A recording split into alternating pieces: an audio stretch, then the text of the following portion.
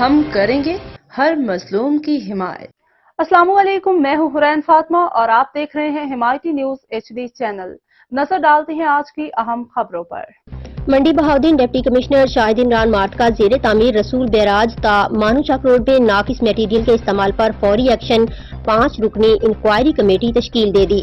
زیر تعمیر رسول بیراج تا مانو چک روڈ کے حوالے سے سوشل میڈیا پر چلنے والی خبر پر فوری ایکشن لیتے ہوئے ایڈیشنل ڈپٹی کمشنر ریونیو کی سربراہی میں 5 رکنی انکوائری کمیٹی تشکیل دے دی۔ کمیٹی موقع کا وزٹ کرے گی اور تمام تر پہلوؤں کا جائزہ لے گی اور 2 دن کے اندر حتمی رپورٹ ڈپٹی کمشنر کو جمع کروائے گی۔